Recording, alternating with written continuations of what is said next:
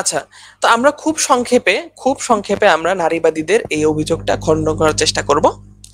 প্রথমত, তারা আবার একটি আয়াত নিয়ে এসেছে, সূরা আন-নিসা আয়াত 11। সেখানে আল্লাহ সুবহানাহু ওয়া তাআলা বলছেন আয়াতের একটি অংশ যে পুরুষ নারী অপেক্ষা দ্বিগুণ পাবে। তারা বলছে যে এটা লিঙ্গ ভিত্তিক বৈষম্য। শুধুমাত্র তাদের কথা, যেটা লিঙ্গ ভিত্তিক বৈষম্য মানে কি আমাদের বোঝা লাগবে। তাদের কথা হচ্ছে শুধুমাত্র পুরুষ পুরুষ হওয়ার কারণে দ্বিগুণ পাবে, আর একটি নারী নারী হওয়ার কারণে অর্ধেক পাবে। কিন্তু তারা বলছে যে নারীরা তো পুরুষের মতোই পরিশ্রম করে, কিন্তু তারা সম্পত্তিতে অর্ধেক পাবে কেন? এটাই তাদের অভিযোগ।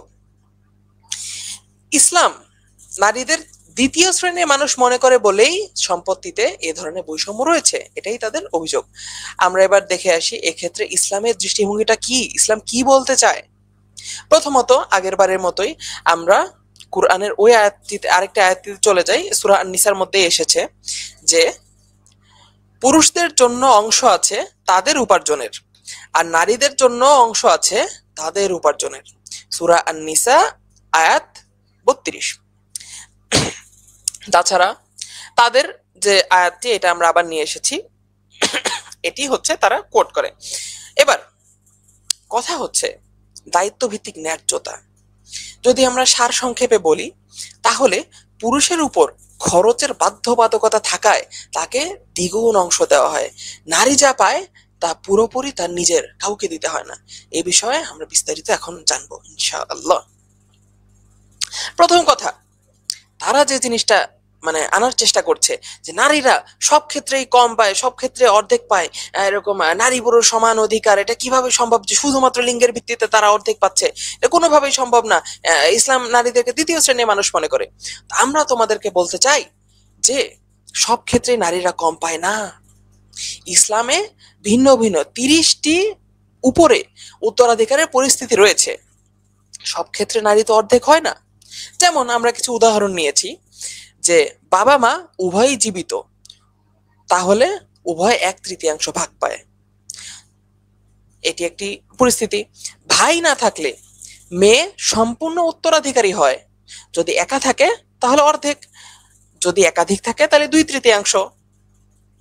তাছাড়া যদি স্বামী বেঁচে থাকে এবং স্ত্রী মৃত হয়, তাহলে সন্তান যদি না থাকে তাহলে স্বামী পায় অর্ধেক।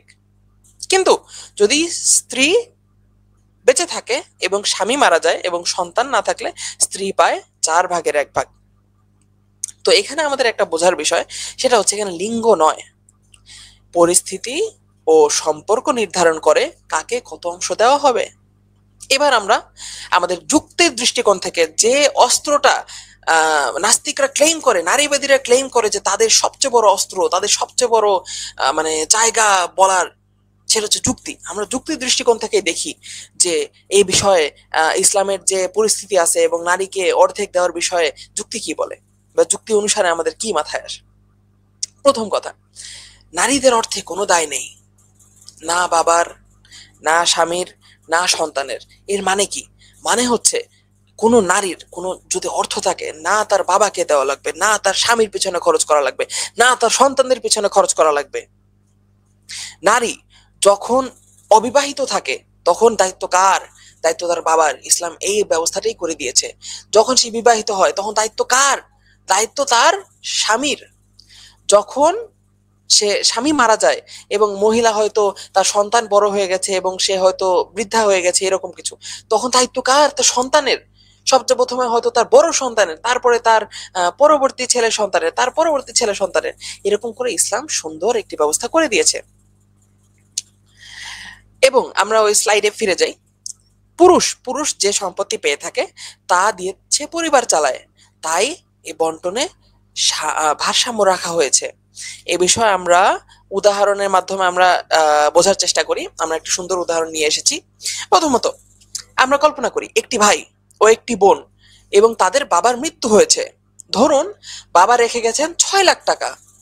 উত্তরাধিকার পাবে তার ছেলে ও মেয়ে।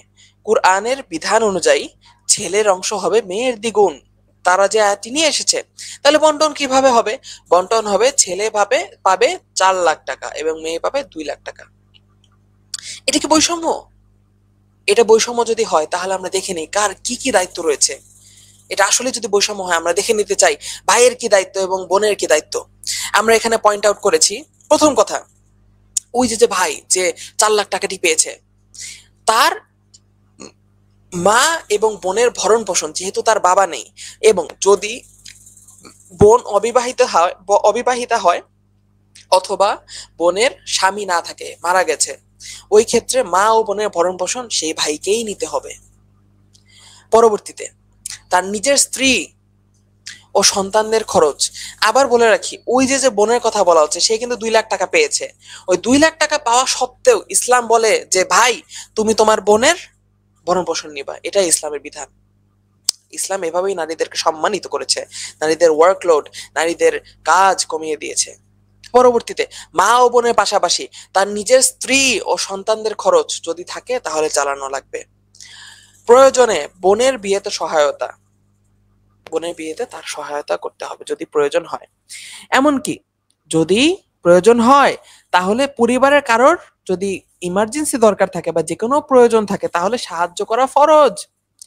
যদি তার কোনো আত্মীয় অসুস্থ হয়ে যায়, তার অ্যাম্বুলেন্স লাগে বা চিকিৎসা বাবদ বা স্কুলে কাউকে ভর্তি করতে পারছে না বা খাওয়ার কোনো উপায় নেই, তাহলে এটা অন্য কেউ যদি না থাকে তার সাহায্য করা, তাহলে এটা তার উপর ফরজ যে সে ওই পরিবারের ওই সদস্য, সেটা যে সদস্যই হোক না কেন, তাকে তার সম্পত্তি থেকে ভাগ দেওয়া। এটাই ইসলামের শিক্ষা, এটাই ইসলামের বিধান। আপনারাই বলুন যে এই যে যে ভাইটা 4 লাখ টাকা পেয়েছে, এই এত মানুষের পিছনে খরচ করার পর তার কি আসলে টাকা কতটুকুই বা বাকি থাকে? মা হয়তো মা বোনের পিছনে তার হয়তো মাসে 20-30 হাজার টাকা হয়তো মায়ের জন্য তার ঔষধ কেনা লাগে, বোনের জন্য হয়তো পড়াশোনার খরচ দেওয়া লাগে, স্ত্রী সন্তানের পিছনে হয়তো তার আরো 30-40 হাজার টাকা, এমনকি যদি বোনের বিয়েতে হয়তো 2-3 লাখ টাকাও দেওয়া লাগতে পারে, যে কোনো প্রয়োজনে মানুষকে দেওয়া লাগতে পারে। তো তার বাকি থাকেই কি? ওই যে যে 4 লাখ টাকা, ওই 4 লাখ টাকা তো তার তার বোনের থেকে আগেই শেষ হয়ে যাবে যদি তারা খরচ করা শুরু করে। তো ইসলাম, আপনার কি মনে হয় না যে এত, ইসলাম যেভাবে টাকা ডবল দিয়েছে সেরকম করে টাকা খরচের দায়িত্বভারও ওই মানুষের উপর দিয়ে দিয়েছে? আপনাদের কি মনে হয় না স্বাভাবিক যুক্তিতে এবং এই উদাহরণের সাপেক্ষে যে ছেলেদেরকে বেশি দেওয়াটা অনেক জরুরি ছিল? তাছাড়া আমরা আরো উদাহরণ দেখবো ইনশাআল্লাহ। তো আরো বোনের দায়িত্বটা আমরা দেখে নিই, বোনের কি কি দায়িত্ব। ছেলের দায়িত্ব আমরা বুঝে গেছি, ভাইয়ের দায়িত্ব। বোনের ক্ষেত্রে প্রথম কথা, কোনো খরচের দায় নেই। তোমার যে ওই বোন কোথাও যে খরচ করতে হবে বাধ্যতামূলক ফরজ না, সে কোনো জায়গায় খরচ করতে সে দায়ী না, দায়বদ্ধ না। দ্বিতীয় কথা, তার অংশের 2 লাখ টাকা সম্পূর্ণ তার নিজের, সম্পূর্ণ তার নিজের। চাইলেও তাকে কারো জন্য খরচ করতে বাধ্য করা যাবে না। যদি ভাইও বিপদে পড়ে, মাও বিপদে পড়ে, অন্য কেউ বিপদে পড়ে, তাহলে তাকে বাধ্য করা যাবে না, তাকে রিকোয়েস্ট করা যেতে পারে কিন্তু বাধ্য করা যাবে না। এটাই ইসলামের শিক্ষা। বিয়েতে সে মাহার পাবে এবং এই মাহার দিবে কে? অন্য একটি ছেলে। সে ওই ছেলেটি, মানে তার যদি মাহার দেওয়া লাগে তাহলে কি আপনার মনে হয় না যে তার যেহেতু সম্পত্তির পরিমাণ কমে যাচ্ছে, তাকে অন্য দিক থেকে কম্পেনসেট করা ইসলামের দায়িত্ব? না হলে কি ইসলাম ন্যায্য হতে পারতো? আল্লাহ সুবহানাহু ওয়া তাআলা কি সে ন্যায় বিচারক হতে পারতো যদি দায়িত্ব আল্লাহ ছেলেদের উপর দিত এবং সম্পত্তিও আল্লাহ সমান সমান ভাগ করে দিত? তাহলে এটা ন্যায় বিচার হতো না। তো আমরা আগেই বলেছি যে মেয়েরা যদি অবিবাহিত থাকে তাহলে তার ভরণ পোষণ নেবে তার বাবা, পরবর্তীতে তার স্বামী এবং পরবর্তীতে তার সন্তান। অর্থাৎ ছেলে দ্বিগুণ পেলেও সেই টাকা খরচের বোঝা সহ আসে, আর মেয়ে অর্ধেক পেলেও সেটা সম্পূর্ণ দায়মুক্ত লাভ হিসাবে আসে। অর্থাৎ ইসলামে উত্তরাধিকার শুধু সমান ভাগ নয়, বরং দায়িত্ব অনুসারে ন্যায় বিচার। আপনারা কি ন্যায় বিচার করতে পারবেন? আপনারা তো দায়িত্ব দিবেন ছেলেদের উপর এবং আপনারা সমান সমান বন্টন করবে, এটা কি ন্যায় বিচার হলো? পুরুষ যা পায় সেটা খরচ করতেই হবে, নারী যা পায় সেটা সম্পূর্ণ তার নিজস্ব এবং সুরক্ষিত সম্পদ। তাছাড়া আমরা আরো কিছু বিষয় আমরা তুলে আনতে পারি, যেটা আমরা এই প্রশ্নের জবাবের মধ্যে আমরা লিখিনি, আমরা অন্য প্রশ্নের জবাবের মধ্যে লিখেছি। যেমন আমরা দেনমোহরের বিষয়ে বিস্তারিত বা অন্যান্য বিষয় আমরা যেগুলো লিখেছি, আমরা পরবর্তী স্লাইড গুলো যখন চলে যাব আমরা ইনশাল্লাহ এই বিষয়ে আলোচনা করব।